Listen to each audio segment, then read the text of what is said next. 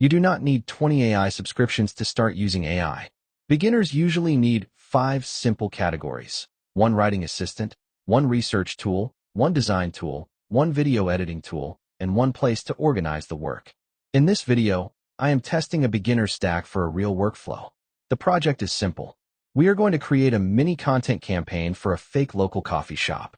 That gives us a realistic test without needing private information.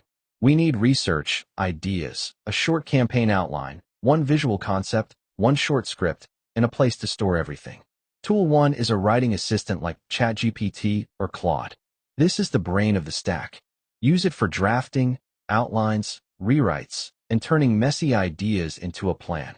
The free version is enough to learn the workflow, but the quality depends heavily on the context you give it. Tool 2 is a research tool like Perplexity. The reason it belongs in the starter stack is sources. If you ask a normal chatbot for facts, you still need to verify them.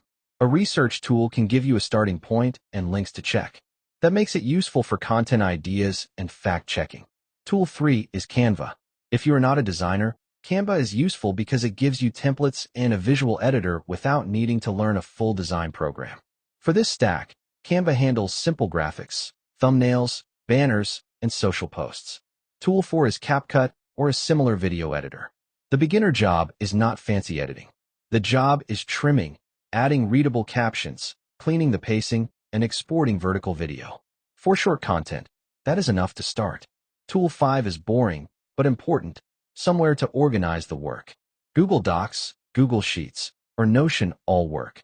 The goal is to save prompts, store research notes, track videos, and build a repeatable checklist. Without this, every AI session becomes a one-off experiment. The first prompt is where most beginners overcomplicate things. Try this. Act as a content strategist for a local coffee shop. Create a simple 3-post content campaign for beginners. Include the goal, the audience, 3 post ideas, 1 short video script, and 1 design direction. Next, use the research tool before making claims.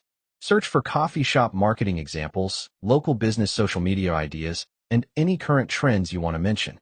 The point is not to copy. The point is to avoid fake facts and give the writing assistant better context. Once you have notes, paste the useful parts into the writing assistant and ask for 3 angles. Then filter them. Is it easy to film? Is it useful to the viewer? Does it have a clear hook? Does it avoid private data? Can it become a repeatable series? For the design step, keep it simple.